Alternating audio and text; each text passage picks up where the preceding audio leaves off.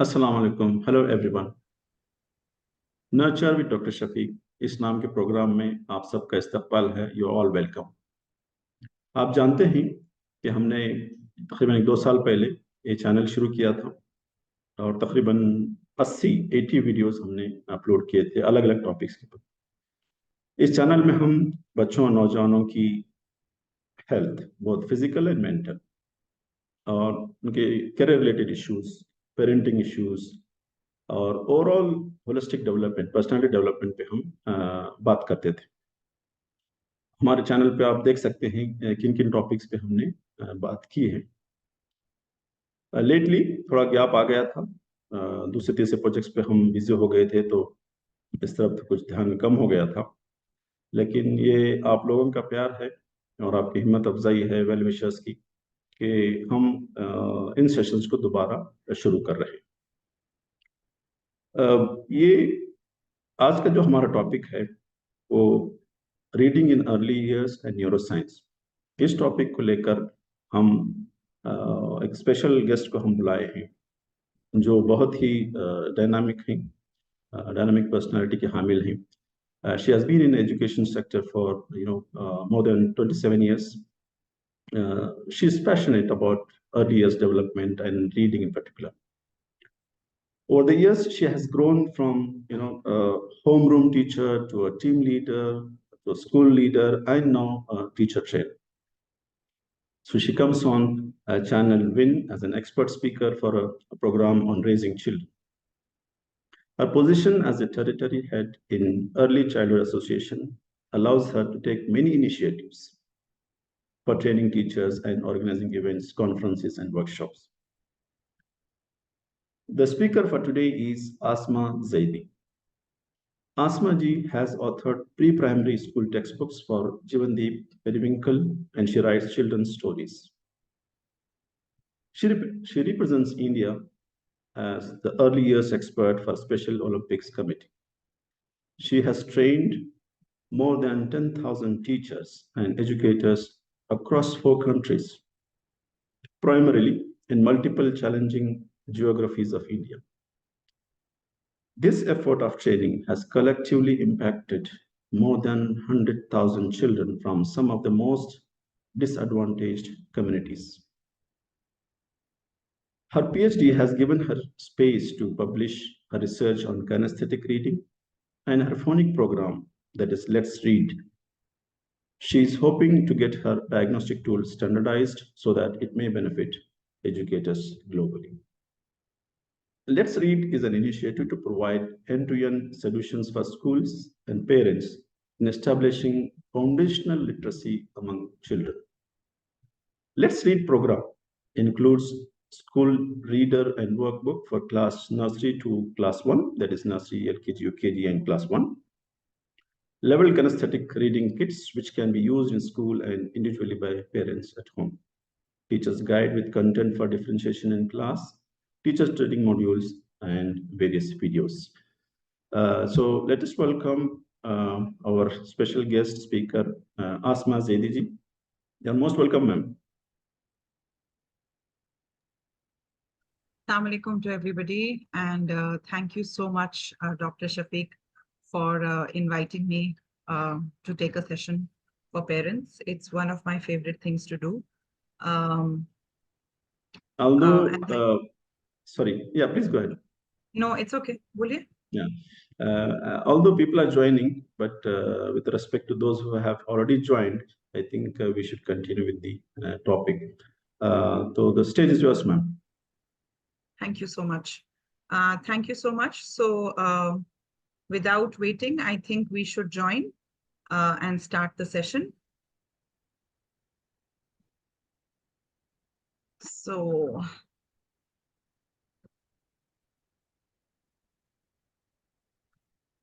so today's topic is going to be learning and your brain. I will touch upon reading because that is my forte.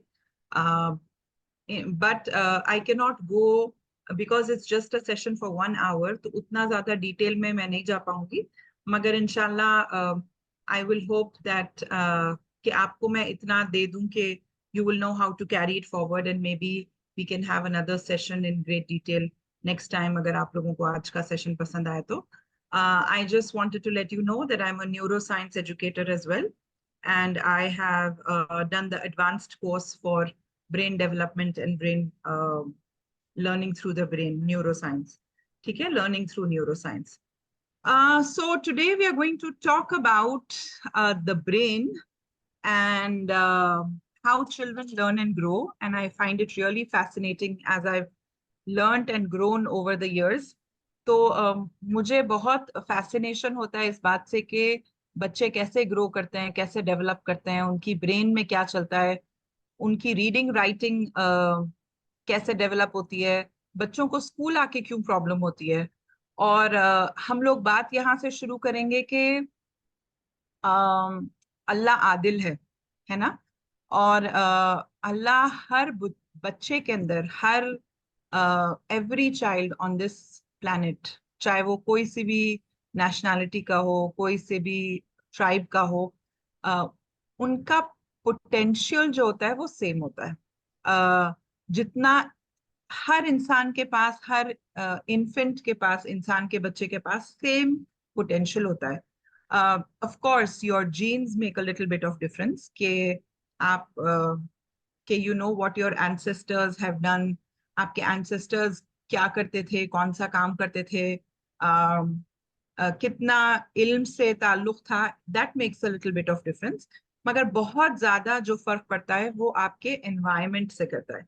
So this is a huge debate which has been going on for centuries, कि whether children are predisposed and it is nature at play, उनकी genes है, कि nurture है, the environment that you grow up in.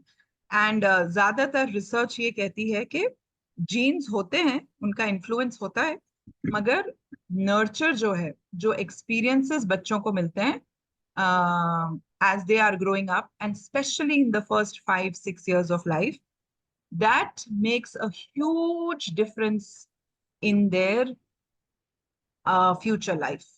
तो सबसे पहला point parents के लिए ये है कि the first 6 years, the first 5 years of life are the most crucial of a child's growth and development. School जाने से पहले बच्चे का 50-60% ऑफ द ब्रेन डेवलपमेंट हो चुका होता है. तो पहले हम लोग कहते थे कि बहुत सारी हदीसें हैं, from the cradle to the grave, आपकी पैदाइश के बाद आप झूले से लेके कब्र तक इंसान लर्न करता है. मगर अब हमको ये पता चला है कि झूले से नहीं, उससे पहले से, वूम से बच्चा जो है वो लर्न करना शुरू कर देता है. मगर obviously maximum development happens after birth when the child is born. So सवाल ये पैदा होता है कि अगर सारे बच्चों के अंदर सेम पोटेंशियल है और सारे बच्चों के अंदर एबिलिटी है टू बिकम जीनियसेस, टू आला शख्सियत बनने की, आला इल्म हासिल करने की, अगर इंसान के अंदर कुव्वत है, तो सारे बच्चे एक से क्यों नहीं होते. प्लीज गिव मी 5 seconds, मैं अजान के लिए रुकूंगी 2 मिनट. जी. मीन टाइम पार्टिसिपेंट से रिक्वेस्ट है कि आपके बच्चे की एज और कोई स्पेसिफिक क्वेश्चन हो तो आप चैट में टाइप कीजिए. I just want to have an idea कि बच्चे कितने बड़े हैं जो अटेंड कर रहे हैं उनकी.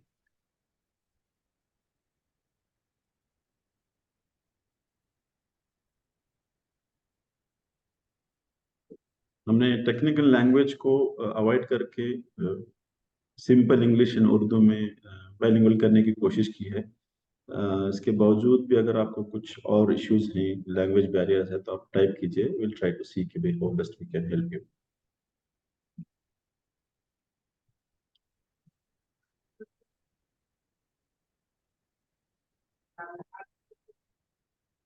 और अगर किसी के जहन में बीच में कोई सवाल है तो प्लीज चैट बॉक्स में लिखिएगा. इंशाल्लाह I will address it as soon as possible.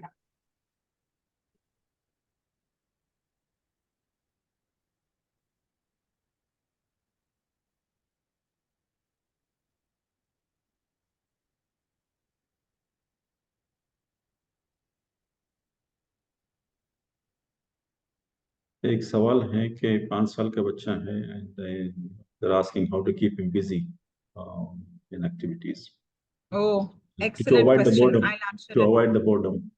Ji, I will inshallah answer it very soon.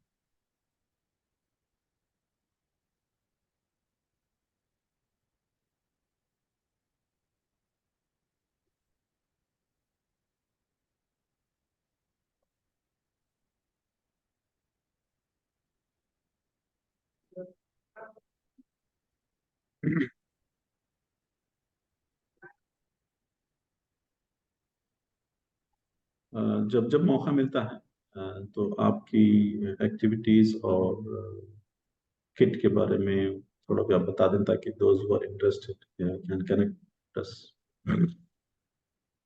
Right. So we will continue. तो हम बच्चों को बच्चे डिफरेंट क्यों होते हैं? जब अगर सब बच्चों के अंदर सेम पोटेंशियल है, most of the children who are born normally, अगर उनके अंदर सेम पोटेंशियल है तो वो डिफरेंट क्यों होते हैं? ठीक है, तो we will hold on to this question and I will explain it इंशाल्लाह. तो जैसा मैंने आपको बोला कि ब्रेन जो है वो बड़ी कमाल की चीज है. ब्रेन के अंदर एक कुदरत होती है, एक कैरेक्टरिस्टिक होता है ब्रेन का कि वो न्यूरोप्लास्टिक होती है. इसका मतलब brain is continuously growing, right?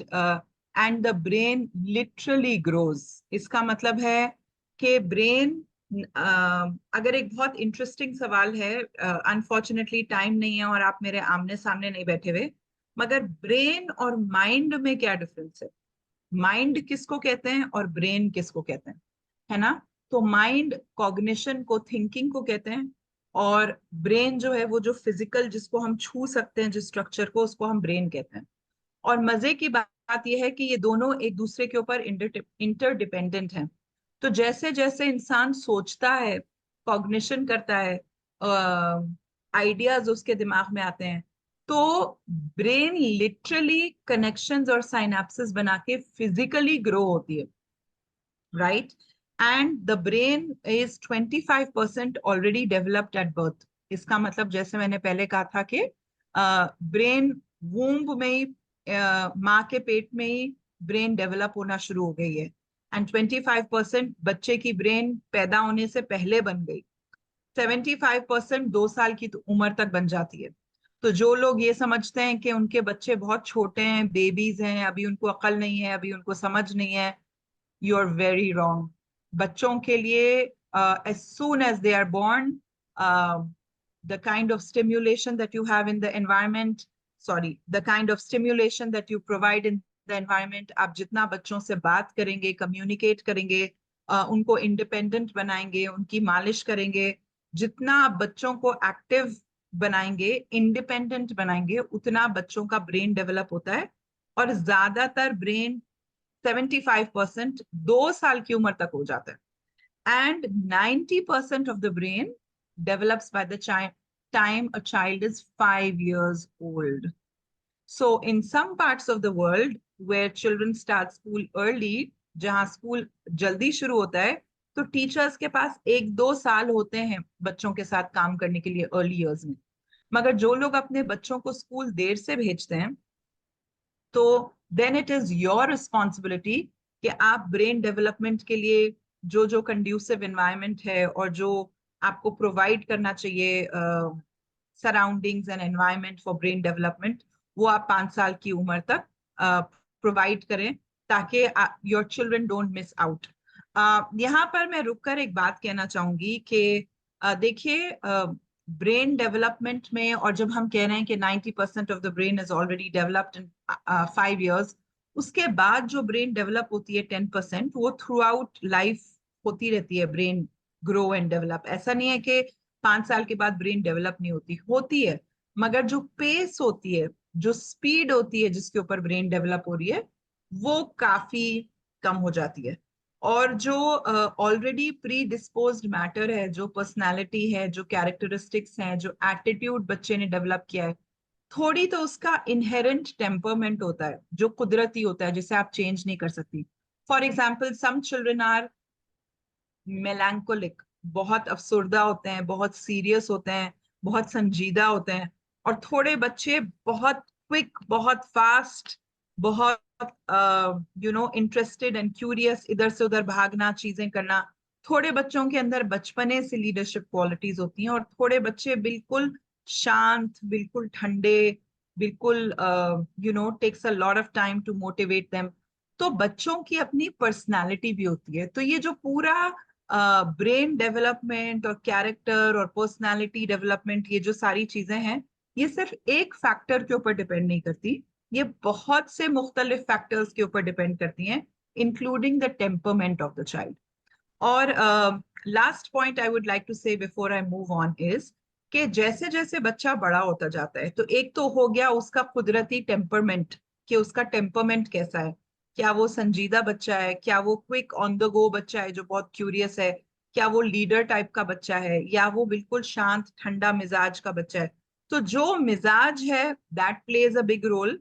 And then जो उसको एनवायरनमेंट मिलता है, जो उसको स्टिम्युलेशन मिलता है एनवायरनमेंट में, माँ बाप की तरफ से, स्कूल की तरफ से, एक्सपीरियंसेस जो उसको मिलते हैं, that make a huge difference. And इसी के साथ साथ as the child becomes 5-6 years old, एक बहुत ही डेंजरस चीज डेवलप होती है। डेंजरस तो मैं ऐसे ही कह रही हूँ मजाक में, मगर एक चीज डेवलप होती है बच्चे के अंदर जिसको कहते हैं हम विल, बच्चे की मर्जी।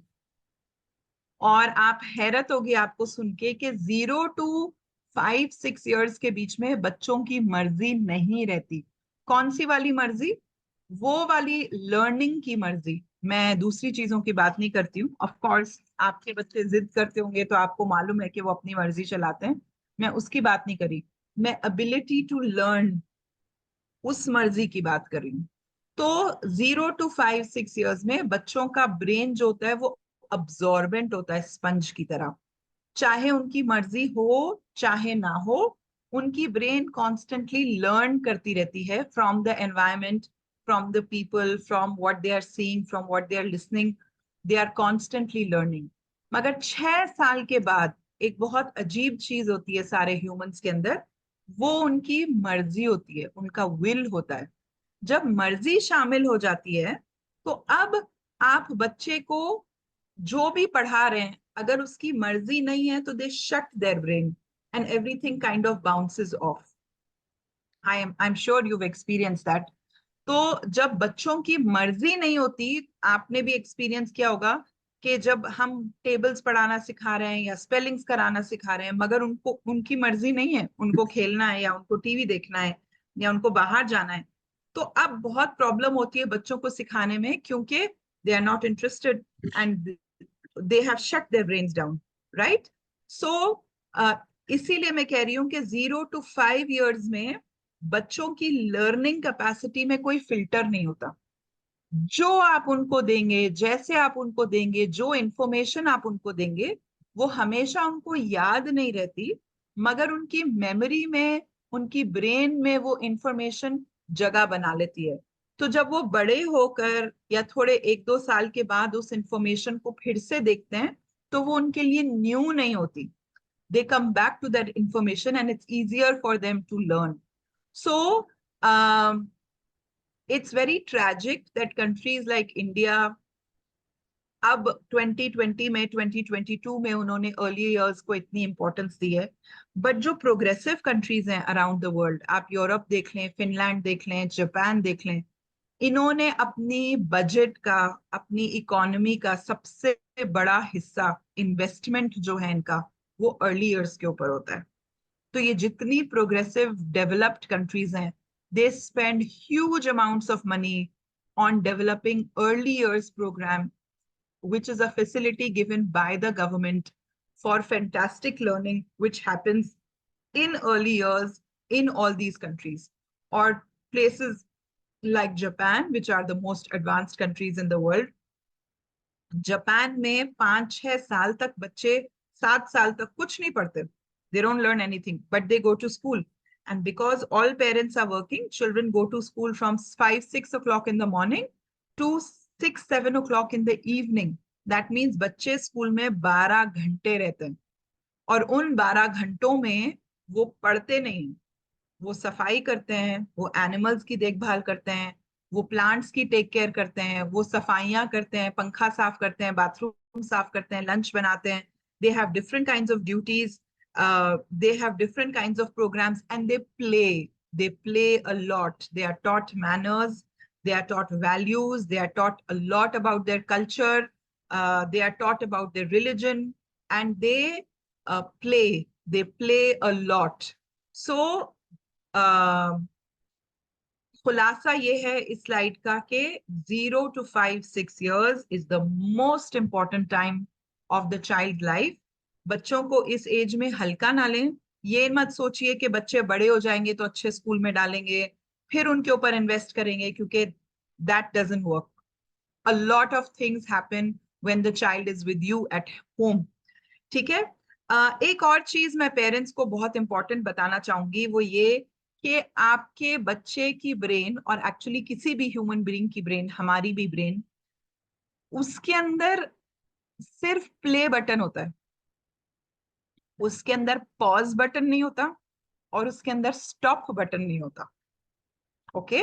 सो फॉर एग्जाम्पल, और एक बार अगर किसी बच्चे ने कुछ देख लिया, कोई गलत चीज देख ली, कोई हराम चीज देख ली, टीवी पे कुछ देख लिया, आप लटक जाएं, आप वो इमेज उसके दिमाग से नहीं निकाल सकती. ठीक है. तो अगर वायलेंस बच्चे देखते हैं, अब्यूज देखते हैं, गाली, खुदा ना करे गाली या कोई गंदी बात सुनते हैं, या कोई भी चीज जो उनकी ब्रेन के डेवलपमेंट के लिए अच्छी नहीं है या हराम है, अगर वो बच्चे देखते हैं तो वो उनकी ब्रेन से कभी डिलीट नहीं होती. The brain does not have a delete button. काश होता, मगर नहीं है. The brain does not have a pause button. आप ये नहीं कर सकती कि आप कहें ओ आज मेरी तबीयत ठीक नहीं है या मेरे सर में दर्द हो रहा है. बच्चों, तुम अपनी ब्रेन जरा पॉज कर लो, मम्मा ठीक हो जाएंगी तब हम करेंगे. It doesn't work like that, right? And it doesn't have a stop button either.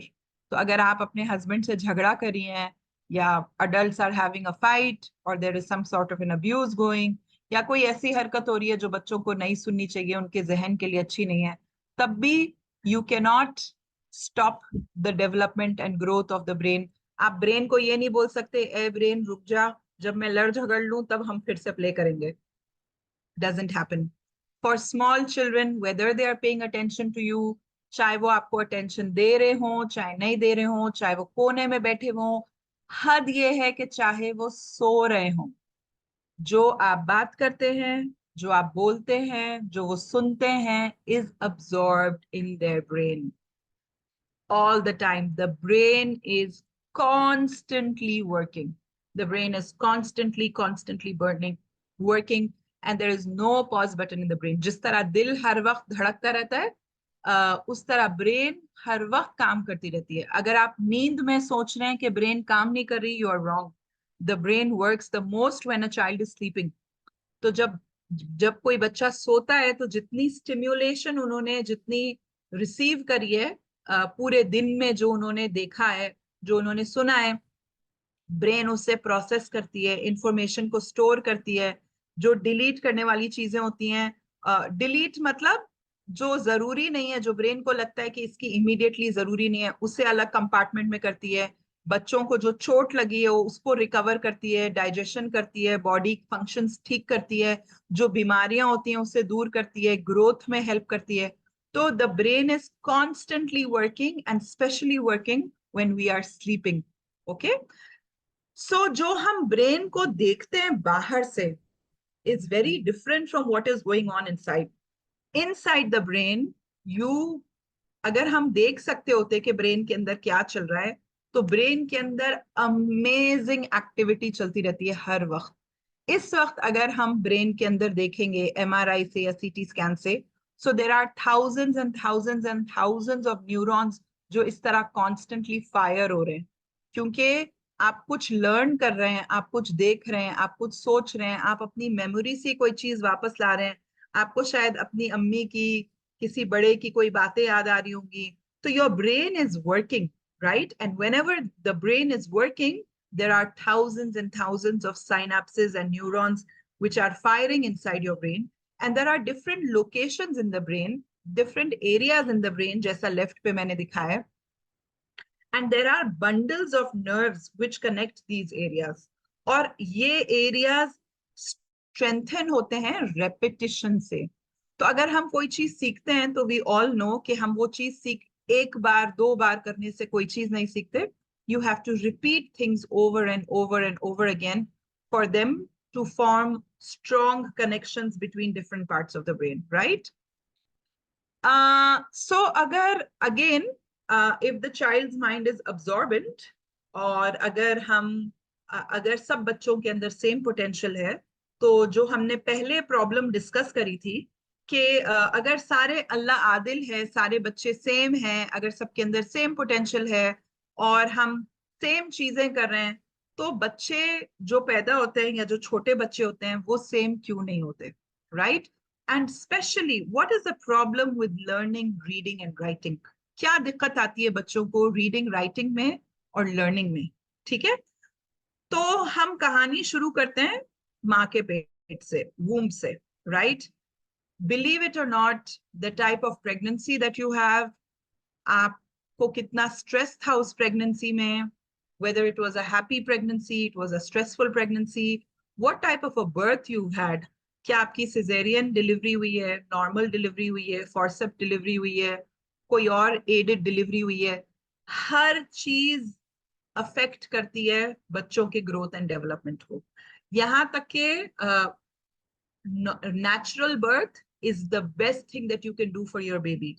जो लोग सिजेरियन चूज करते हैं वो बहुत गलत करते हैं, क्योंकि cesarean should not be an option unless बच्चे की जान को खतरा है, right? या माँ की जान को खतरा है. Cesarean should not be an option. And when you choose these shortcuts, अगर हम कोई भी चीज का shortcut choose करते हैं, then we pay the price.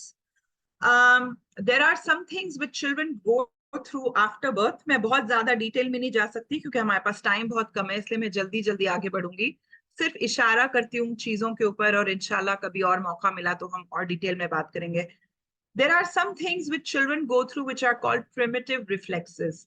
बच्चे जब पैदा होने के बाद the first 2-3 months of their life, वो लोग ऐसे अपने movements करते हैं वो लोग which are involuntary. और ये सारे बच्चे, पूरी दुनिया के बच्चे मूवमेंट करते हैं, अपनी गर्दन हिलाते हैं, लटकते हैं, स्टार्टल होते हैं, हाथ पैर ऊपर करते हैं, एक हाथ एक पैर ऊपर करते हैं, हाथों को मूव करते हैं, उल्टा जब हो जाते हैं तो उल्टा होने के बाद अपनी गर्दन ऊपर करते हैं, गर्दन ऊपर होने के बाद लेफ्ट राइट करते हैं. अगर आप समझ रहे हैं कि ये चीजें बच्चे मतलब कहीं देख रहे हैं, कुछ गौर कर रहे हैं, no, they are doing these actions because these are involuntary actions. Involuntary मतलब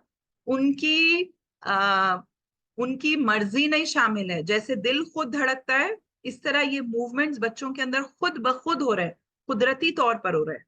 अब आप इसी चीज को पॉज कर लीजिए और आप 2 मिनट सोचिए कि जब हम बच्चों को कार सीट के अंदर बांध देते हैं लंबे सफर के लिए, या हम बच्चों को वॉकर में बिठा देते हैं उनकी उम्र से पहले, या हम तकिए लगा के उनको बिल्कुल बांध देते हैं ताकि वो हिलजुल ना सकें, तो ये प्रिमिटिव रिफ्लेक्सेस कैसे होंगे, राइट? सो सिर्फ एक इशारा कर रही हूं उस तरफ. तो ये जो प्रिमिटिव रिफ्लेक्सेस हैं, बिलीव इट और नॉट, ये primitive reflexes are connecting to the reading and writing ability of your child 5 साल के बाद, 4 साल के बाद. फाइन. और ये प्रिमिटिव रिफ्लेक्सेस grow होते हैं into fine motor skills and gross motor skills. And fine motor skills and gross motor skills, जो आप movement होता है आपकी बॉडी में, खेलना, दौड़ना, भागना, हाथों को इस्तेमाल करना, वो प्री रेक्विजिट है रीडिंग, राइटिंग और लर्निंग के लिए, which happens in school. So actually आपके बच्चों की रीडिंग और राइटिंग एबिलिटी स्कूल की टीचर पर डिपेंड नहीं करती, अनफॉर्चुनेटली स्कूल में डिपेंड नहीं करती. आप जो टीचर से जाके लड़ते हैं कि आपने कुछ सिखाया नहीं, कुछ बताया नहीं, मेरे बच्चे ने अभी तक कुछ नहीं सीखा, a lot of it depends on their growth and development जो 3-4 साल में हुआ है जब बच्चे घर पर थे, not after they have gone to school. तो जो बच्चे मोबाइल ज्यादा देखते हैं, स्क्रीन ज्यादा देखते हैं, एक्टिविटी कम है, छोटे छोटे घरों के अंदर बंद रहते हैं, वो बच्चों के अंदर प्रॉब्लम्स बहुत ज्यादा आती हैं, क्योंकि वो बच्चों के मूवमेंट सही नहीं होते. By the way, I will say another thing, आजकल बहुत ज्यादा प्रॉब्लम हो रही है स्पीच की बच्चों के अंदर, फॉर चिल्ड्रन हु टॉक, मतलब बोलने के लिए स्पीच इश्यूज बहुत ज्यादा हो रहे हैं. And one of the reasons for speech issues is breast feeding. तो you have to go back and think कि अगर आपके बच्चे ने, या आप किसी के जानती हैं जिनके बच्चों ने स्पीच के इश्यूज हो रहे हैं, तो one of the first questions that you have to ask, did you breast feed the child? और अगर हम नहीं करते तो बॉटल फीड में बच्चों की मुंह की एक्सरसाइज नहीं होती, वो जो सकलिंग रिफ्लेक्स होता है उसकी एक्सरसाइज नहीं होती. And that is one of the big factors for speech issues and speech delays in children these years. तो मेरा बोलने का मतलब है कि जो मूवमेंट होता है बच्चे का पेट के अंदर, विलादत के बाद, पैदाइश के बाद जो मूवमेंट होता है बच्चों का, वो ऐसे ही नहीं होता, और वो बगैर किसी वजह के नहीं होता. जो हम प्ले प्ले प्ले करते रहते हैं, तो हम इसलिए नहीं कर रहे कि बच्चों को खेलना चाहिए और बहुत अच्छी चीज होती है प्ले करना. It is actually a need of the body. और हर तरीके का प्ले, अगर आपका बच्चा खाली जंप कर रहा है, मूव कर रहा है, फुटबॉल खेल रहा है, तो it's not enough. That is not the kind of, you have to have different types of play. आपकी ऊपर की बॉडी का मूवमेंट होना चाहिए, इंटीग्रेशन होना चाहिए लेफ्ट एंड राइट ब्रेन का, क्रॉलिंग होनी चाहिए बहुत ज्यादा. जो बच्चे वॉकर में बैठते हैं और क्रॉलिंग जिन्होंने मिस करी है, you need to get the children to crawl again.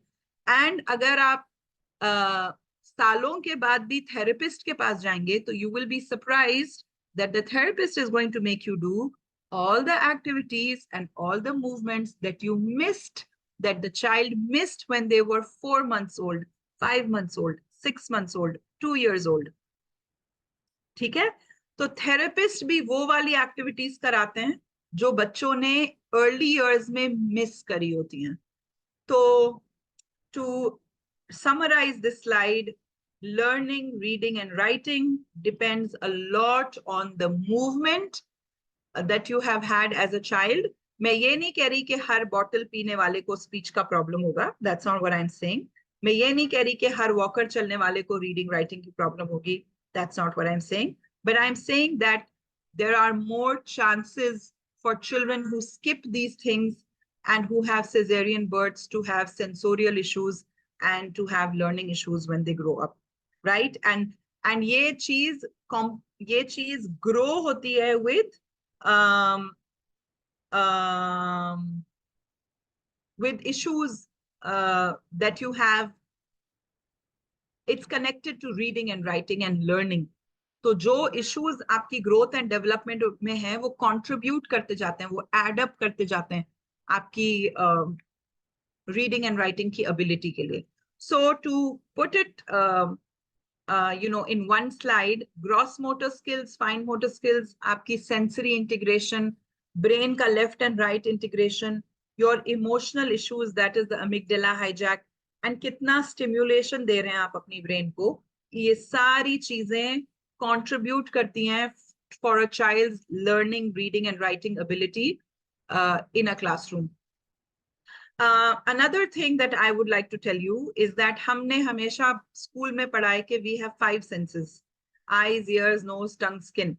Well, I have information for you. We don't have 5 senses. We have 12 senses. वो जो हम 5 senses स्कूल में learn करते हैं, वो primary sense है. We also have secondary and tertiary senses.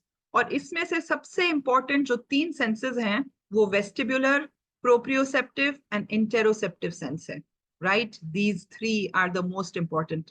Vestibular sense is in your ear, aapke kaan ke andar hota hai.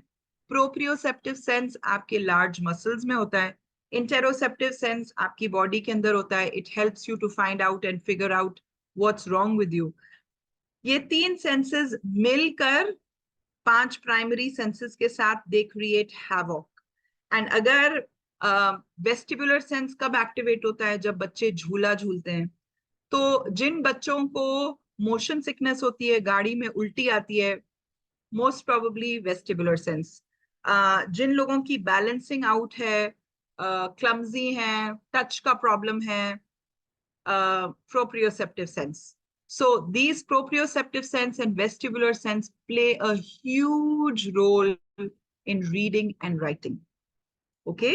तो अगर ये senses activate नहीं हुए, अगर ये senses अपनी जगह पर नहीं है, काम नहीं कर रहे हैं सही से, तो reading and writing में बहुत ज्यादा problem होता है बच्चों को. All right? So children need a lot of different playgrounds, a lot of movement, a lot of swinging, a lot of different kinds of activities to activate their brain and to help them to read and write.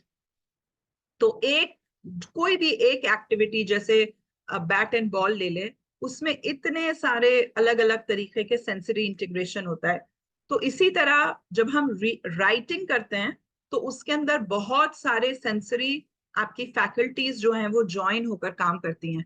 आपको समझ में नहीं आता क्योंकि वो इतनी speed से और इतनी आसानी से इंटीग्रेट हो जाती है नॉर्मली बच्चों के अंदर. मगर जिन बच्चों को प्रॉब्लम होता है तब हमें समझ में आता है कि where is the problem and what's going on. Dr. Shafiq, shall I continue talking or do you want me to take some questions?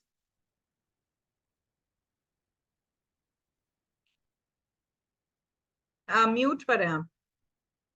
Mute पर हैं. There are quite few questions here in the chat box. जी, एक तो इसीलिए ये है पूछ रही कि थी. हाँ जी, एक तो ये है कि एक बच्चा है, इज इन 12th स्टैंडर्ड, ठीक है. जी. He is a bit aggressive with his siblings and even with parents at times. So they're asking like how to deal with them. Earlier he was okay, but this is changed now. तो first thing है कि बच्चे जो aggressive होते हैं वो लोग mobile phone कितना यूज कर रहे हैं. That's the first thing that you have to see. आपकी वो क्या कहते हैं उसको, वो जो खेलते हैं जी, video video games games. And, जी, हाँ नहीं, कुछ पबजी पबजी पबजी वाला. पबजी और ये जो इस तरह के गेम्स खेलते हैं, ज्यादातर जो लोग बच्चे ये गेम्स खेलते हैं, वायलेंट गेम्स खेलते हैं और फोन का और विजुअल का एडिक्शन बहुत ज्यादा है, वो बच्चे अग्रेसिव टेम्परमेंट दिखाना शो करते हैं and they really lose their patience, they are bored, किसी चीज में दिल नहीं लगता, पढ़ाई में दिल नहीं लगता. One of the best ways and best remedies for everything is games and sports. आप जितना बच्चों को स्पोर्ट्स में डालेंगे, जितना cricket, swimming, I don't know, golf, जो भी उन लोगों को पसंद है, table tennis, whatever the child likes, जितना आप मूवमेंट और एक्टिविटी करेंगे उतना नॉर्मलाइजेशन की तरफ आएंगे. जितना आप मूवमेंट से दूर जाएंगे उतना आपको इश्यूज, मेंटल इश्यूज भी आपको नजर आते जाएंगे.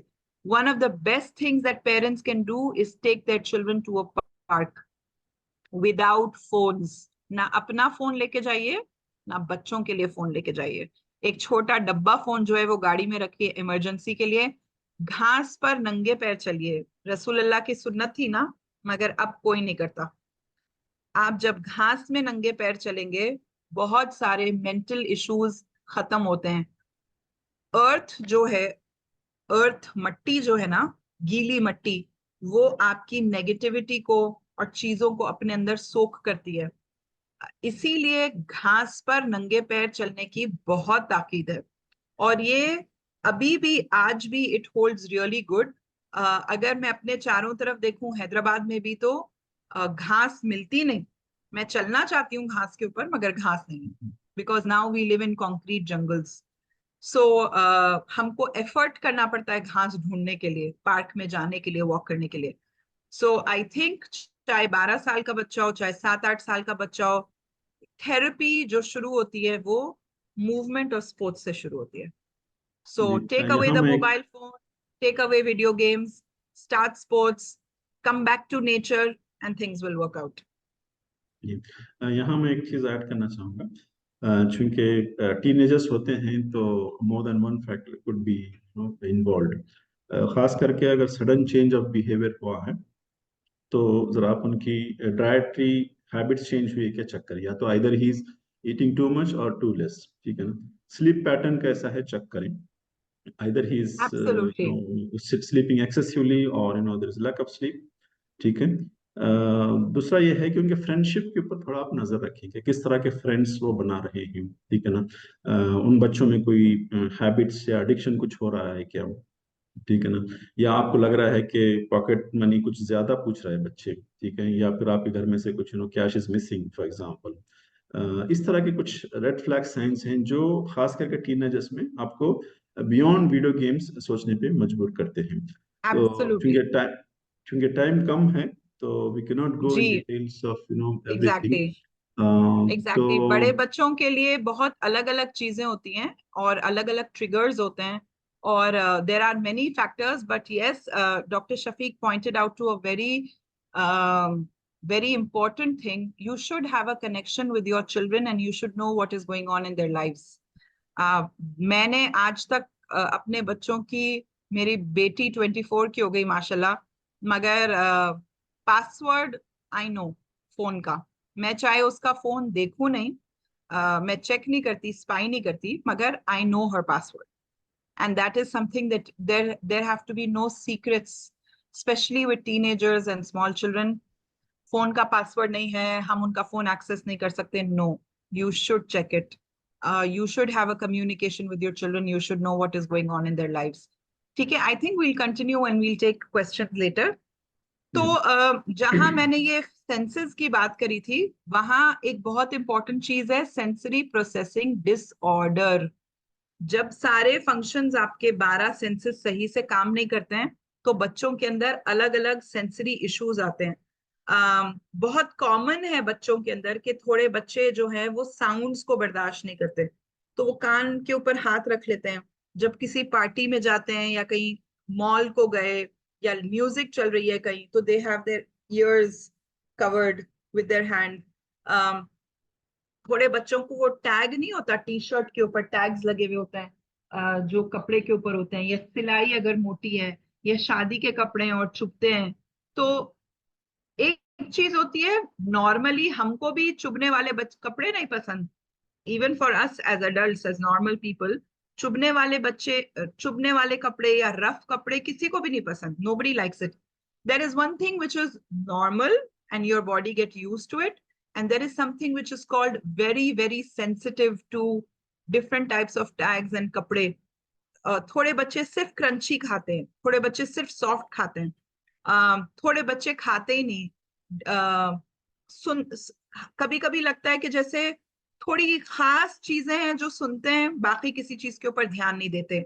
हाथों को देखिए अपने बच्चों के, नाजुक लिम्फ हाथ हैं जिसमें जान नहीं है, या स्ट्रॉन्ग हाथ हैं जिसमें देयर इज स्ट्रेंथ। ये सारी चीजें एनवायरमेंटल फैक्टर्स से भी होती हैं।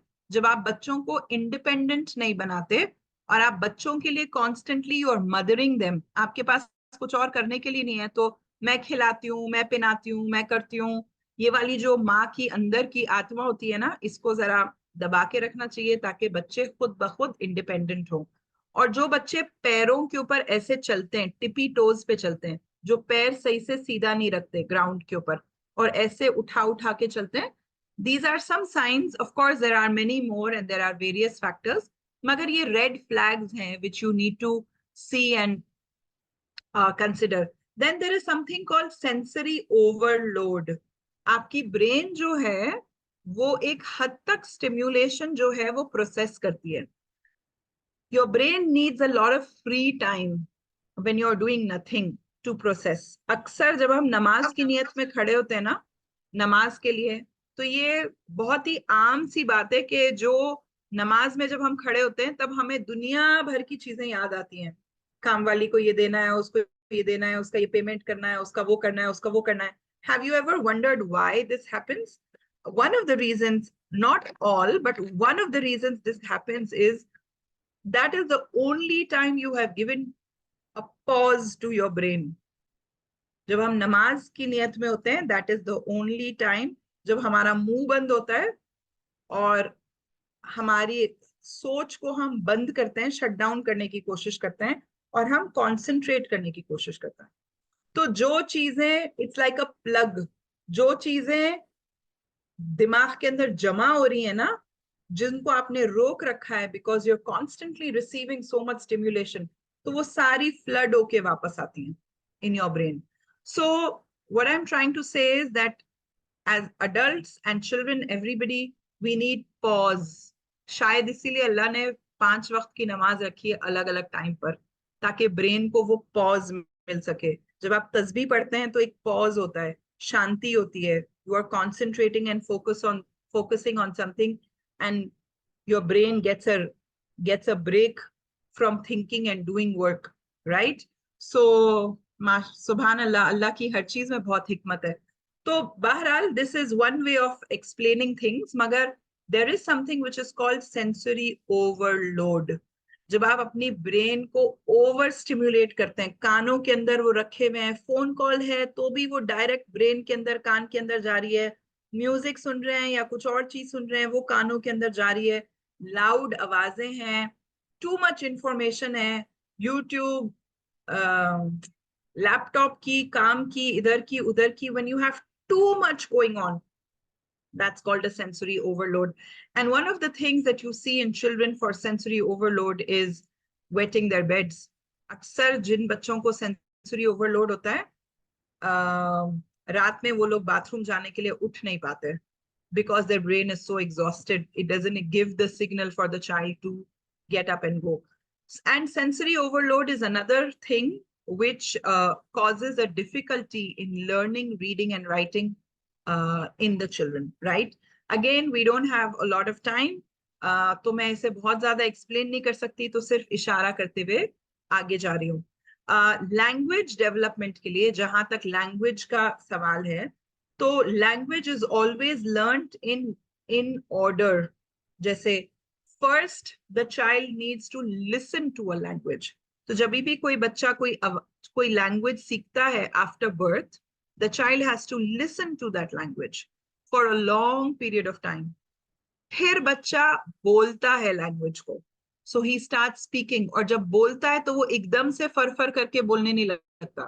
पहले वो आवाजें निकालता है, फिर वो सिलेबल्स निकालता है, फिर वो मोनोसिलेबल्स निकालता है, फिर सिलेबल्स को ज्वाइन करता है, मामा, पापा, दादा, पापा, ये ज्वाइन होते हैं सिलेबल्स.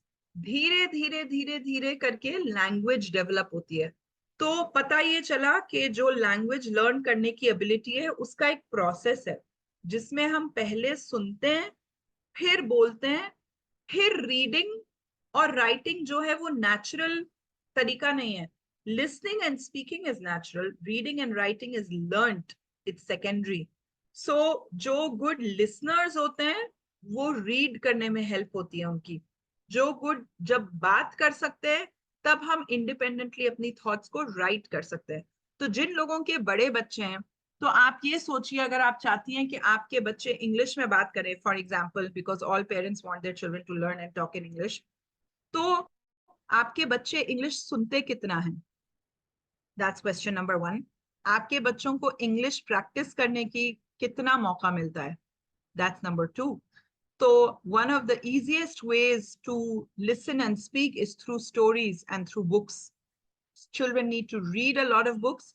अगर उनको read करना नहीं आता तो आप as a parent उनको books read करके सुनाएं, और चाहे टूटी फूटी सही, मगर give them lots of opportunities to speak in English. When children will be able to speak in English, then they will be able to pen down their thoughts and write in English. And all the functions that go on in the brain go on in a language. You need vocabulary for the functions to happen. कोई भी चीज हो, अगर आप कभी भी गौर करें जो आपकी थॉट्स जा रही हैं, तो आपको पता चलेगा, are you thinking in English or are you thinking in Urdu? Because you think in a language, right? So cognition also happens in a language. तो जब बच्चे कोई नई चीज सीख रहे होते हैं, for example, the first time that a child goes to school and is learning English, it takes time. And unfortunately schools जो हैं वो सबसे ज्यादा फोकस करते हैं राइटिंग के ऊपर, और माँ बाप भी गफलत में ये सोचते हैं कि अगर राइटिंग का होमवर्क नहीं मिला तो बच्चे ने स्कूल में कुछ पढ़ा ही नहीं, which is the worst thing that you can do. Writing is the last skill that a child learns. Listening and speaking is something that should happen in pre-primary years. Reading comes much later. Writing is something that should come in UKG and class 1 and not before that. So होता नहीं वैसा schools में, मगर मैं आपको as an educator and as a neuro science person expert मैं आपको बता रही हूँ कि लैंग्वेज लर्न करने का एक प्रोसेस होता है, and there is much more to it. Obviously, I'm just touching the tip of the iceberg, but this is how you learn a language. So in the development and growth of a child, adult support is crucial.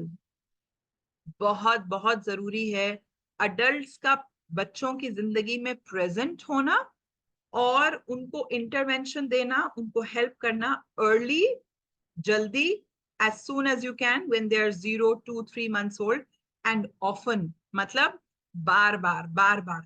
So reading a book once in a week is not enough. Reading a book should be every day. When you are feeding your child, phone par aap baat kar rahe hain, texting kar rahe hain, or you're feeding the child, no, that doesn't work. You're feeding, that doesn't work. You need to have a communication with the baby. You need to talk to the baby constantly when you're feeding the baby. Communication, बात करना बच्चों से. बहुत सारी housewives is misconception में होती हैं कि वो हर वक्त घर पे रहती हैं, हर वक्त बच्चों के साथ रहती हैं. But really, I want you to reflect and think, how much quality time do you spend with your children? आप अपने बच्चों से कितना बात करते हैं? कभी कभी पेरेंट्स के पास बात करने के लिए कुछ होता नहीं, they don't know what to talk about, which is also a pity. But one of the things that you can really connect with is books and different topics that you see through the books and themes that you see in the books. Books reading करने की habit, 1 or 2 stories every day should be your goal. Every day at bedtime, you should talk to the child about what happened, how they're feeling, connect through a book.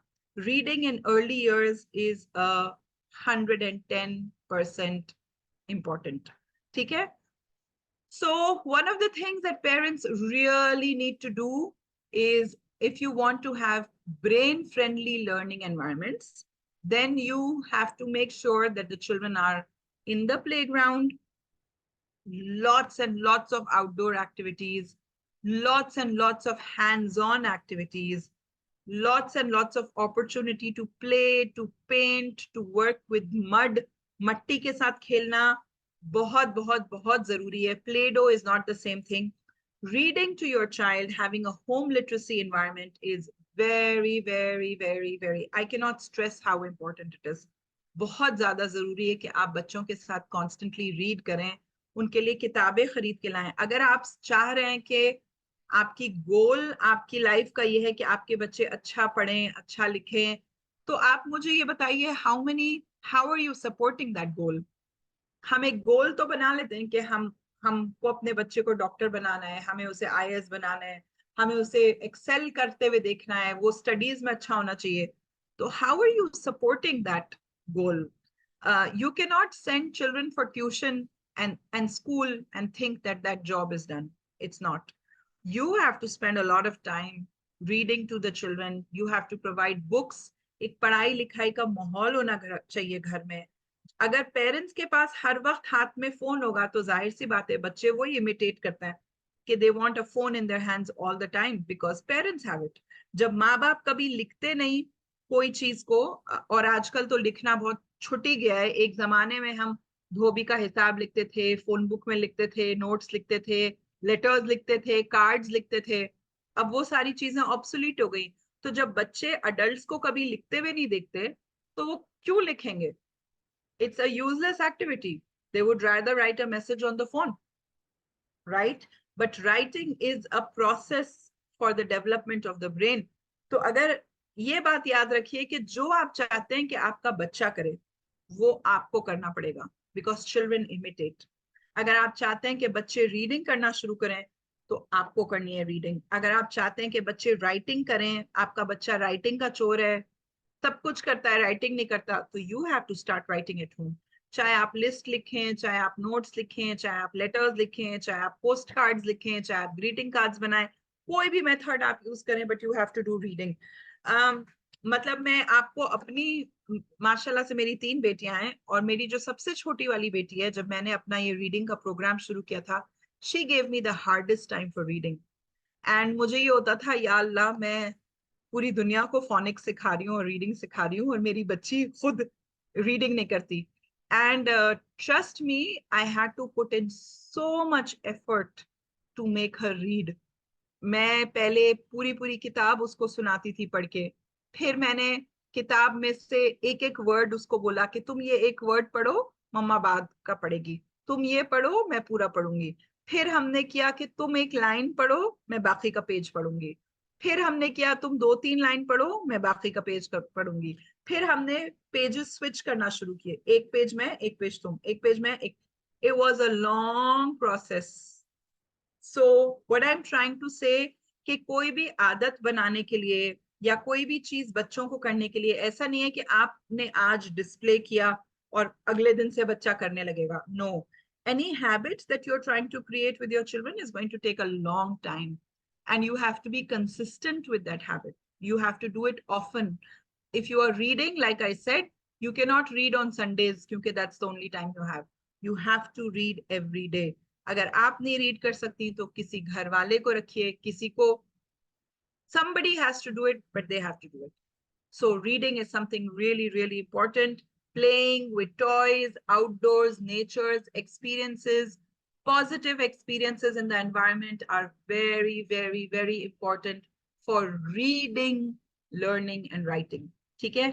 Activities with your hand. किसी ने मुझसे पूछा था कि बच्चा बहुत जल्दी bore हो जाता है, उसे मैं क्या करने के लिए दूं?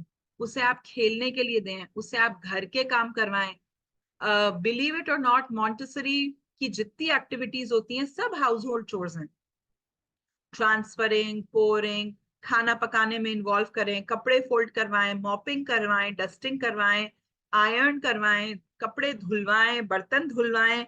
गेट, जितना बच्चे इंडिपेंडेंट होंगे और घर का काम करेंगे उतना बच्चों के ब्रेन डेवलपमेंट के लिए, कॉन्फिडेंस के लिए और इंडिपेंडेंस के लिए अच्छा है.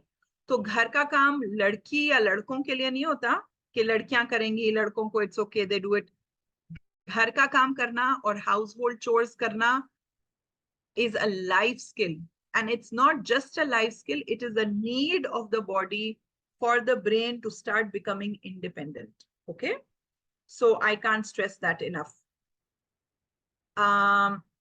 Here are some ideas for you to prepare the brain to read.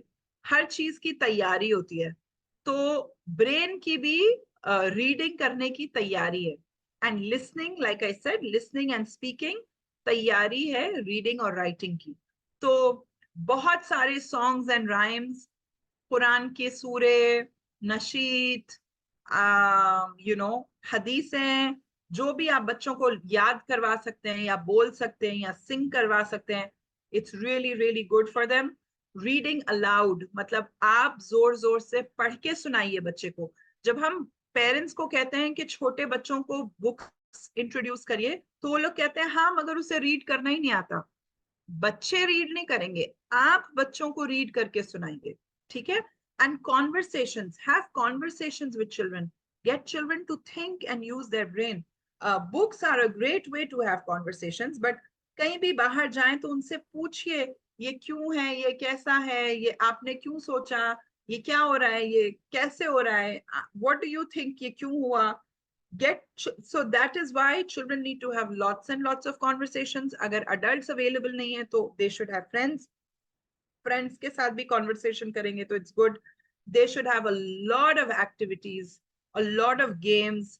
कोई library बनाइए, कोई learning center देखिए जहां पर ये चीजें बच्चों की growth and development के लिए available हो. कहानियां सुनाना बहुत बहुत बहुत जरूरी है.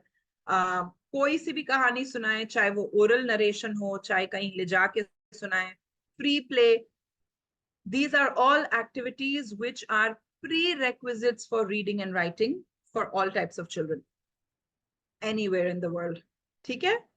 अगर आपको brain builder बनना है, parents can become brain builders too.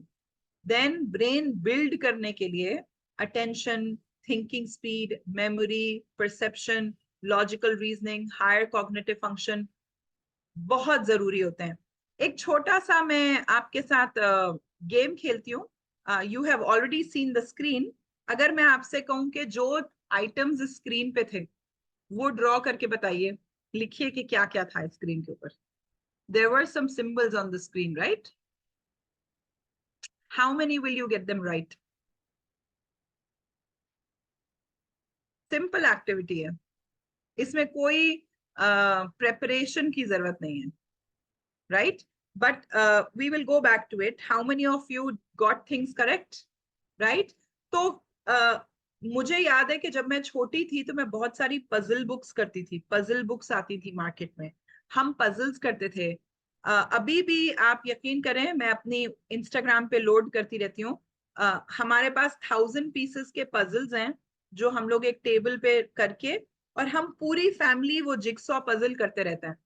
तो हम शायद 1 महीना लगता है जिक्सॉ पजल कंप्लीट करने के लिए, क्योंकि हमारे पास बहुत सारा टाइम नहीं है. मगर जब भी कोई गुजरता है तो हम लोग 5-7 मिनट होते हैं तो हम बैठ के उसके 1-2 पीसेस लगाने की कोशिश करते हैं. और जो मेरी सबसे छोटी बेटी है, she is the best at making 1000 pieces 2000 pieces के jigsaw puzzles. So jigsaw puzzles are a great way to build your brain memory के लिए. जब हम छोटे होते थे तो हमारे घर में बहुत चलते थे riddles and rhymes and jokes. मुझे हैरत होती है आजकल कोई जोक्स ही नहीं कहता. हम तो बहुत जोक्स कहते थे, मुझे याद है इतनी बेवकूफी के जोक्स होते थे, but we used to say jokes. See jokes and tongue twisters.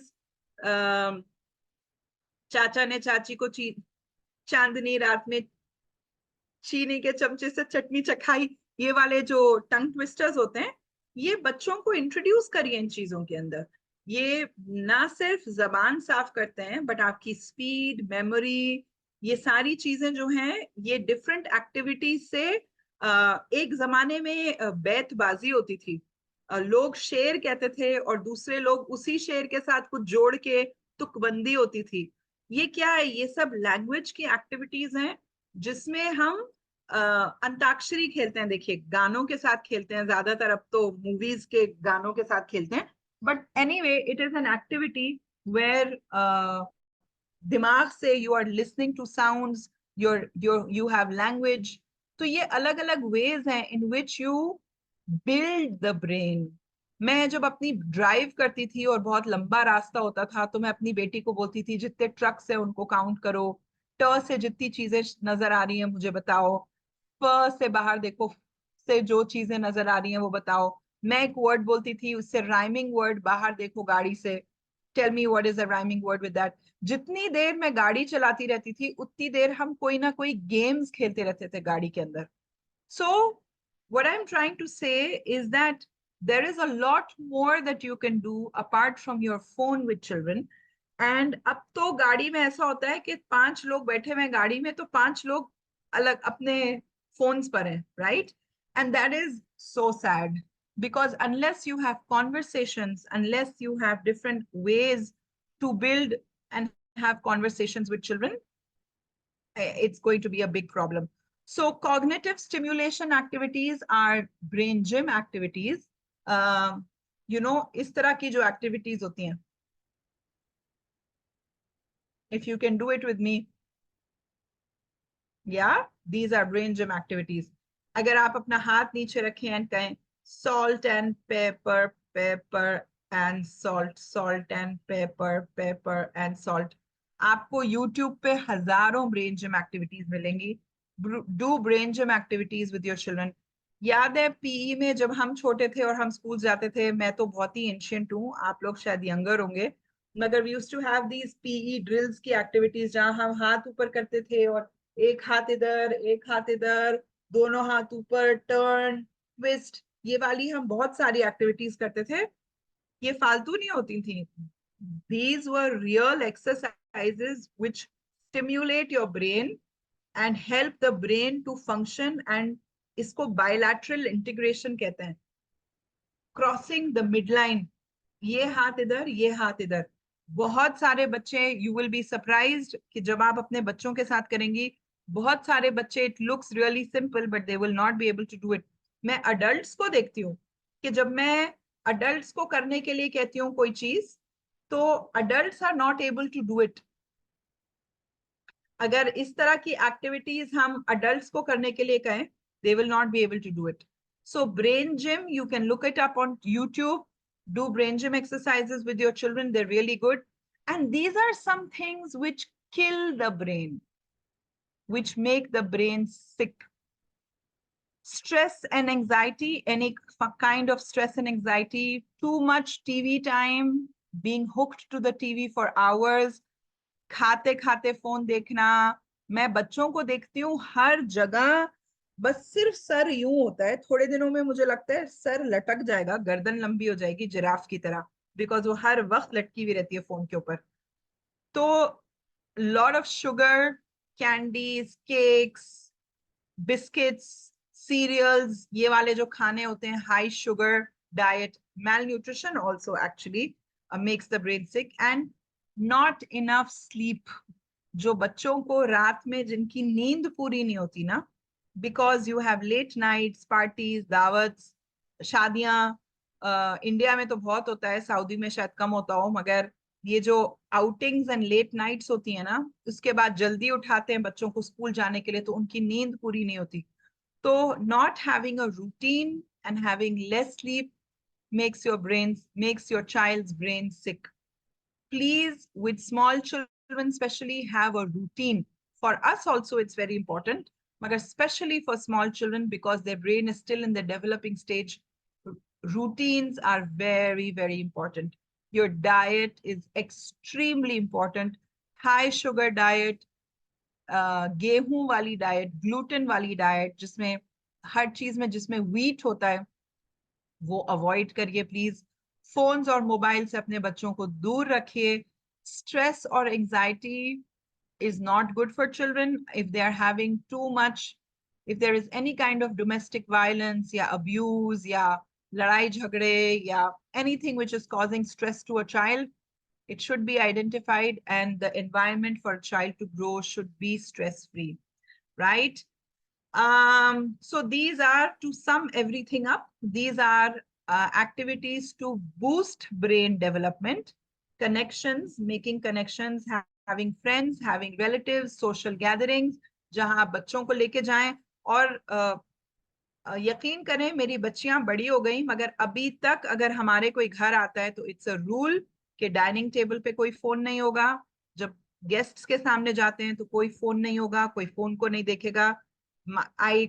I force my children to have conversations with guests and adults. बच्चों को बात करने का तरीका आना चाहिए, उनको लोगों से, दूसरे लोगों से कॉन्वर्सेशंस करना आना चाहिए. मेरे बच्चे भी कहते थे शुरू में कि हम क्या बात करें, हम इनसे बड़े लोगों से, हम आपकी फ्रेंड से क्या बात करेंगे.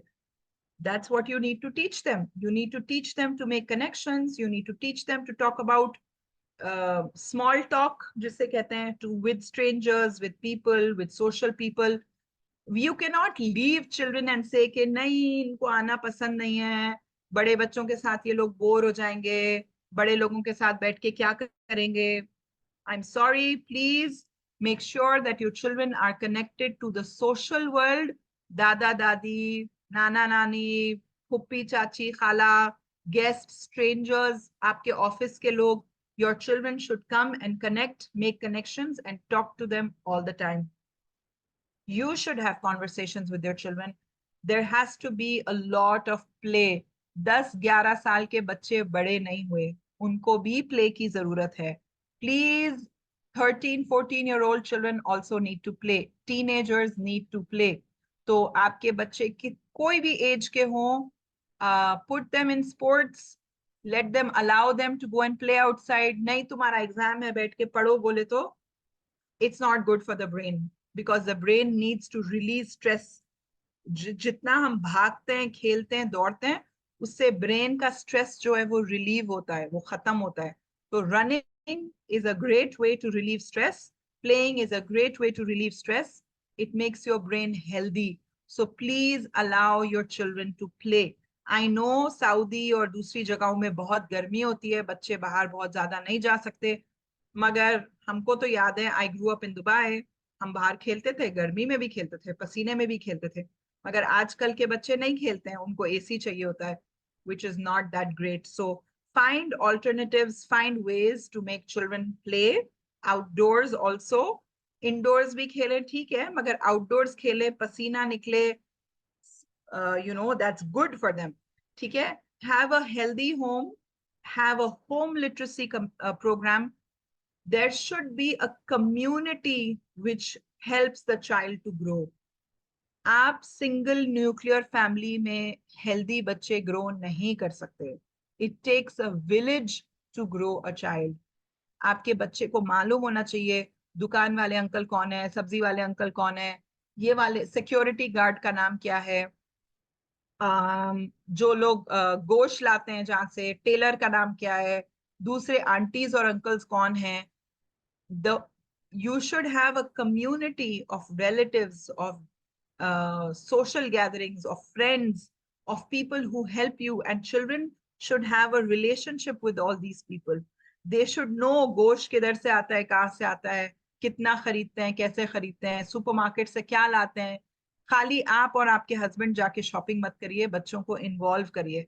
तो involve the children in community service. मस्जिद में जाना, मस्जिद में हेल्प आउट करना, madrasa mein help out karna. I don't know, different ways in which you can integrate children into the community and get children to talk and communicate to people with the community. Very, very, very important for brain development. Okay? So I think we're towards the end of the program. Let's support brain development and development of children. क्योंकि हाँ, बच्चे वो ही होंगे जो हम उनको जिस तरह का एनवायरनमेंट देंगे. अगर बच्चों का बचपन टीवी के सामने चिप्स खाते हुए, बर्गर खाते हुए, पेप्सी पीते हुए, पॉपकॉर्न खाते हुए गुजर रहा है, तो that's not the child's fault, it's our fault. हमारी गलती है. Children need outdoors, they need to be out, they need to have friends, they need to socialize, they need for you to spend time with them. They need to have conversations, experiences. बच्चों को बाहर लेके जाएं, अलग अलग जगहों के experiences कराएं, बस में travel करें, रिक्शे में travel करें, metro में travel करें. Children should have all kinds of different experiences for them to develop and be healthy, right? Thank you very much. I think this is the end of my presentation. If anybody has any questions, I will be very happy to answer them. Thank you very much आसमान ज़ैदी जी. Chat box में एक आध questions हैं. वैसे time खत्म हो रहा है, लेकिन एक सवाल है कि साइंटिफिकली कौन सी एज मुनासिब है एजुकेशन स्टार्ट करने की? इज इट 3.5 years और 6 years और what? साइंटिफिकली देखिए, मैंने कहा है कि फॉर्मल लैंग्वेज और एजुकेशन की बात हो रही है. जी जी जी. Formal education should start at 6 years. जो क्लास 1 होती है ना, तब से फॉर्मल एजुकेशन स्टार्ट होती है. रीडिंग एंड राइटिंग क्योंकि क्लास 1 में शुरू हो जाता है, इसलिए हम यूकेजी और एलकेजी में राइटिंग को थोड़ा सा पीछे लेके जाते हैं ताकि बच्चा फॉर्मल एजुकेशन के लिए तैयार हो. तो if you are doing things right, then it should be a very stress free process. अगर बच्चे को स्ट्रेस हो रहा है रीडिंग राइटिंग के लिए और फॉर्मल एजुकेशन के लिए, that means things are not right. So there are many factors that you look into it. But yes, scientifically, reading, writing, especially writing, should start when the child is 4.5, 5 years old. And usse pehle lots of speaking, listening, and read aloud. और एक सवाल है, how do environmental toxins and social factors affect in the brain development in young children? Like I said, हर चीज brain development को affect करती है. खाना, junk food. Autism is on the rise in the Middle East, and one of the reasons research says that one of the factors, contributing factors to rise in autism is diet, food, sugar, preservatives, dyes. जो हम खानों में जो natural चीजें नहीं होती ना, जो हाइब्रिड खाना हम लोग खाते हैं, जो कैन का खाना खाते हैं, फास्ट फूड खाते हैं, ये डाइट आपकी सबसे बड़ी कंट्रीब्यूटिंग टॉक्सिन फैक्टर है for brain development. You are what you eat is very very true. You are what you eat. अगर आप प्रेजर्वेटिव्स खाएंगे, कैंड फूड खाएंगे, मैगी खाएंगे, मसाले खाएंगे, तो that is what your brain and that is what your body is going to be like. So I would suggest fresh food. I would suggest organic food as far as possible. Chicken को कम करिए क्योंकि chicken के अंदर बहुत ज्यादा growth hormones के injection लगते हैं चिकन को, तो चिकन बड़ा होने के लिए, चिकन बिग होने के लिए वो इंजेक्शन लगाते हैं चिकन को। तो बच्चियां भी जल्दी मैच्योर होती हैं मिडिल ईस्ट में because of the growth hormone, right? So so try to avoid chicken या have desi chicken. I know कि हर चीज ही बुरी है, बहुत सारी चीजें डाइट में वो अफेक्ट करती हैं, मगर मैंने तो काउंसलिंग में शुरू किया है बोलना कि अगर न्यू मदर्स हैं and they are planning to have a baby, then 1 साल पहले आपको प्लानिंग शुरू करनी चाहिए, और 1 साल आपको अपनी डाइट का बहुत ज्यादा ख्याल रखना चाहिए, because that's how important it has become to take care of your diet. So diet and movement, ये 2 थंब रूल है ब्रेन डेवलपमेंट के और हेल्दी लिविंग के। डाइट अच्छी होनी चाहिए, न्यूट्रिशियस होनी चाहिए, प्रेजर्वेटिव्स नहीं होने चाहिए, और मूवमेंट आपकी जिंदगी में बहुत होना चाहिए। Running, walking, playing outdoors, you have to have movement. अगर ये 2 चीजें हुई तो बाकी चीजें ऑटोमेटिकली सेटल हो जाती हैं। और एक सवाल है कि चूंकि अब mobile, iPad, voice assistants and everything, तो लिखना जो है वो ऑलमोस्ट रेयर होता जा रहा है, तो उसके लिए अल्टरनेटिव क्या हो सकता है? देखिए, लिखना रेयर होता जा रहा है, I understand. Technology will overtake voice, technology आ जाएगी, मगर आप ये याद रखें कि writing is an evolutionary process. Your brain grew because of writing. Writing की जो टेक्निक होती है ना, उसमें ब्रेन की और आपकी बॉडी की और इंटीग्रेशन की बहुत सारी फैकल्टीज मिलकर काम करती हैं for the child to be able to write. तो ये बात सही है कि 8-10 साल के बाद या बच्चे जैसे जैसे बड़े होते जाएंगे उनको राइटिंग की जरूरत नहीं होगी। आई एग्री विद यू, उनको राइटिंग की जरूरत नहीं होगी, वॉइस नोट से और टाइपिंग से काम चल जाएगा। मगर writing is a process which is, it's an evolutionary process which is important for brain development. तो ब्रेन डेवलपमेंट के लिए, फैकल्टीज को इंटीग्रेट करने के लिए, आपको नहीं मालूम कि ब्रेन के अंदर की कौन कौन सी चीजें ट्रिगर होती हैं राइटिंग प्रोसेस के साथ। Your cognition, your I hand coordination, एक अलग खास तरीका होता है ब्रेन डेवलपमेंट का और ग्रोथ का और स्टिमुलेशन का जब हम राइट करते हैं, जब हम अपनी थॉट्स को पेपर पे डालते हैं। So the process of writing is very very important. I know कि राइटिंग शायद रिडंडेंट हो जाएगी 8-10 साल में, जरूरत नहीं होगी उसकी, मगर प्रोसेस की इंपॉर्टेंस अपनी जगह है। और एक सवाल है कि उनकी बच्ची को लिखने का प्रॉब्लम था, तो किसी डॉक्टर ने मेडिसिन लिखी है, basically that is cognitive ability enhancer, जो अक्सर अल्जाइमर्स और स्ट्रोक में देते हैं। पता नहीं, on this webinar without any proper assessment, I think we can not comment on that.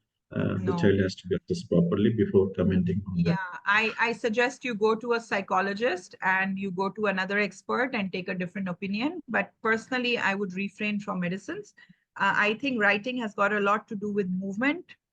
It's a safe bet to आप मेडिसिन का सेकंड ओपिनियन ले लीजिए, उसके ऊपर मैं कमेंट नहीं करी, मगर राइटिंग के लिए मूवमेंट और अपर बॉडी मूवमेंट का बहुत ज्यादा खेल होता है।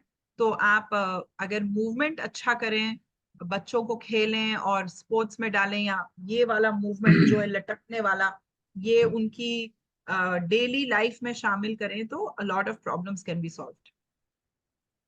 और एक सवाल है, आपने मेंशन किया कि डिलीट बटन नहीं होता है बच्चों के ब्रेन में, तो बहुत सी चीजों को हमें भूलने के लिए कहा जाता है, तो फिर वो डिलीट बटन का कहाँ से आ गया? सॉरी, बहुत सी चीजों को? मतलब इन अडल्ट लाइफ वी से कि भाई यू फॉरगेट सर्टेन थिंग्स। मतलब मिसाल के तौर पर सपोज मैं अपनी तरफ से बोलता हूँ कि रिलेशनशिप कुछ इश्यूज हैं, तो certain negative experiences you need to forget to move on. तो technically speaking they are asking कि भाई डिलीट बटन नहीं है तो फिर हमें कैसे नहीं, आप भूल फॉरगेट जाए? तो कभी भी नहीं करते ना, ये तो आपको भी मालूम है एक्सपीरियंस से कि फॉरगेट तो कोई भी नहीं करता, माफ कर देते हैं। You move on, you learn to cope with it, मगर डिलीट तो नहीं होता। आप कोशिश भी करें डिलीट करने की तो नहीं होता। जब आप ट्रिगर होंगे तो it's going to come back to you. तो डिलीट तो कभी होता ही नहीं मेमोरी में।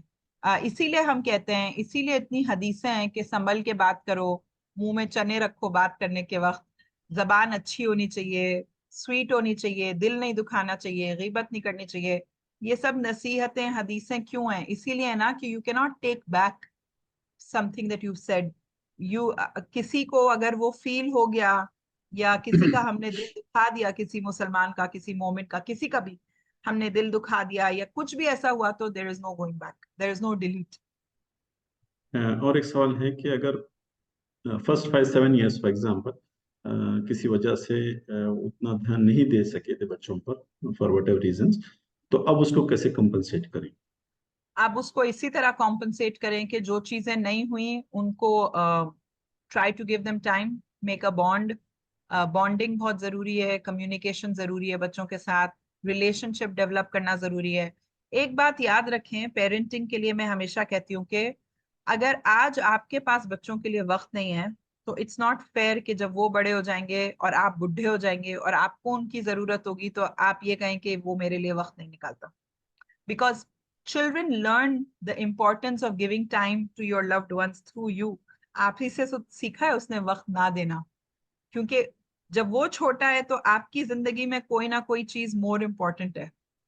और जब जब वो बड़े हो जाएंगे और उनकी लाइफ बिजी हो जाएगी, तो फिर you should understand that he doesn't have the time to give you, है ना? तो बिलीव इट और नॉट, बच्चे टेस्ट करते हैं बहुत ज्यादा। बच्चे आप की एबिलिटी को भी टेस्ट करते हैं। तो मेरे बच्चों ने किया था मेरे साथ के, मेरी तबीयत खराब हो रही है, आप फलानी जगह नहीं जाइए। तो sometimes you have to make a call, and sometimes you have to show children that they are more important than the work that you are doing. So you have to give time to children, you have to take out time from your, देखें हम जितनी भी चीजें कर रहे हैं हम किसके लिए कर रहे हैं? अपने बच्चों के लिए कर रहे हैं, उनकी बेहतरी के लिए कर रहे हैं, उनकी लाइफ के लिए कर रहे हैं। मगर अगर वो बच्चा स्पेशल फील ही नहीं करता, तो फिर आपकी कुर्बानियों का क्या फायदा? So I think it's very important कि आप बच्चों के साथ वक्त गुजारें, उनको टाइम दें, बाहर जाएं उनके साथ, create memories. Personally, in my own life, I give a lot of importance to creating memories with my children. I have gone out of my way. I have made things happen.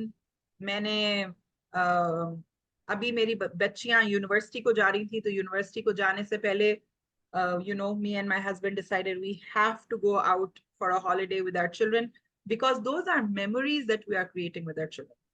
So you have to, और ये चीजें देखिए, जिंदगी में time तो कभी भी नहीं होता, आपको वक्त बनाना पड़ता है, आपको वक्त क्रिएट करना पड़ता है, आपको मेमोरीज के लिए एफर्ट डालना पड़ता है। माँ के पैर के नीचे जन्नत ऐसे ही नहीं आती, उसके लिए you have to make a lot of effort to make things happen, and it's not easy. I know it's not easy. कभी पैसे का कंस्ट्रेंट होता है, कभी किसी और चीज का होता है, बहुत सारी जिम्मेदारियां होती हैं, but between all this you have to make things happen, create beautiful memories with your children, give them time, read to them, do things which are important and which will help them to heal. और एक और last चीज I think कि देखें, हमेशा ये याद रखिए कि बच्चे आपके साथ ना सिर्फ 18 साल हैं, शायद 20 साल, दैट्स इट। 18-20 साल के बाद they are not with you anymore. चाहे वो यूनिवर्सिटी को जाएं, चाहे उनकी शादी हो, चाहे वो बाहर पढ़ने के लिए चले जाएं, your kids are out.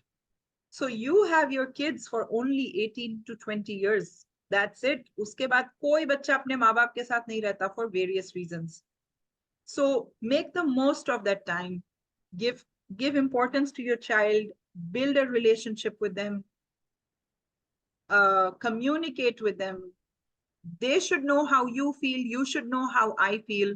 And by the way, just because I'm a early years educator, I'm an expert, I'm come on TV, doesn't mean I'm a perfect parent. I'm not.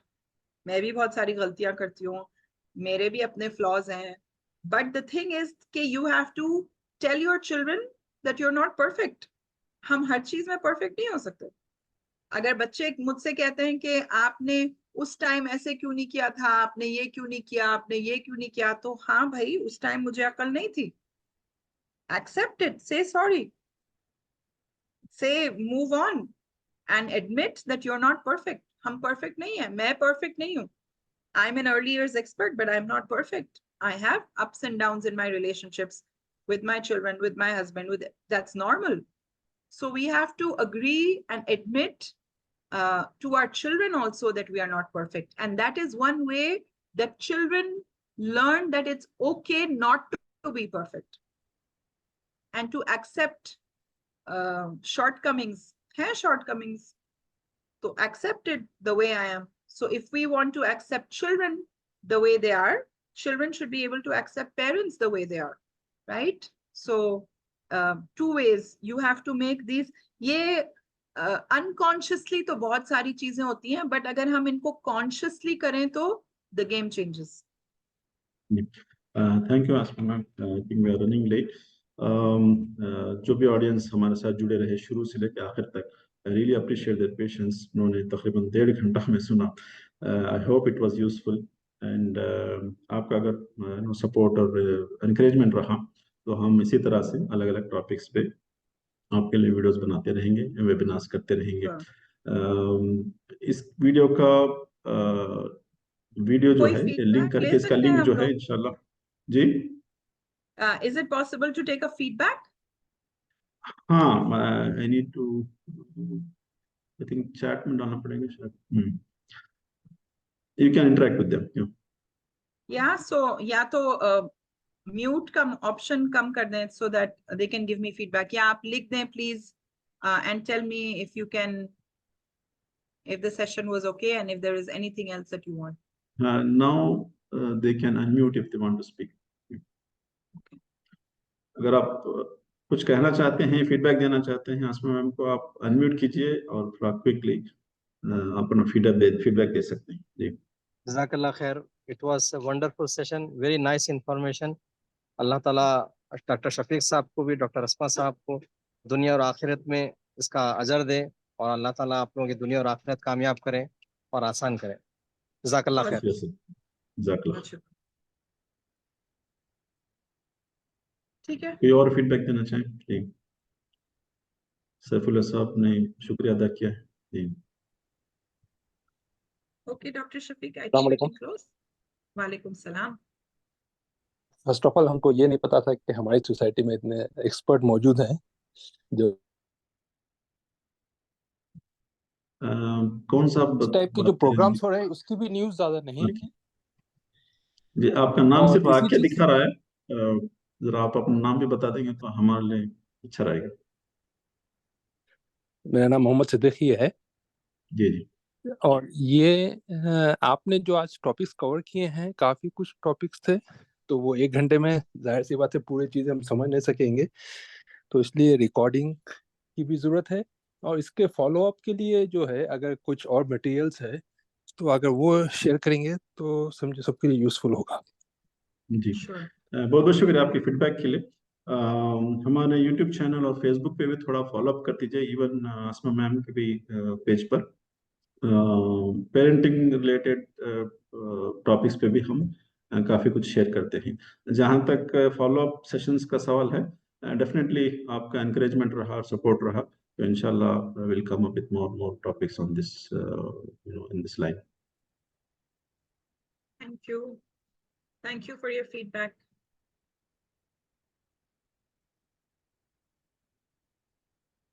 हाँ ये हमारी एक कुछ लोगों ने लिखा है कि भाई चैनल के बारे में पता नहीं था, तो मैं यहाँ ये कहना चाहूँगा कि ये हमारी कमजोरी है as a community.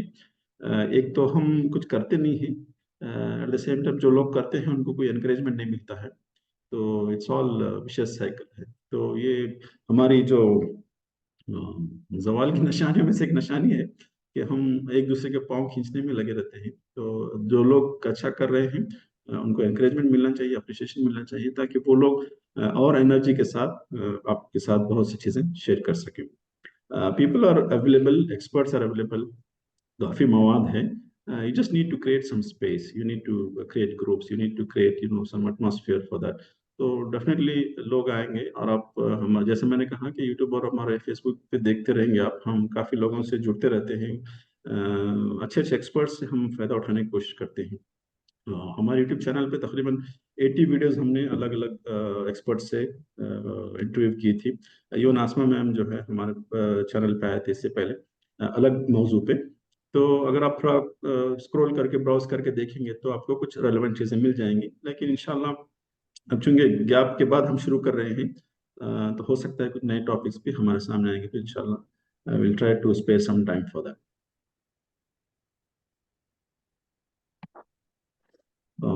I think we are running late, ma'am. I think I need to stop here.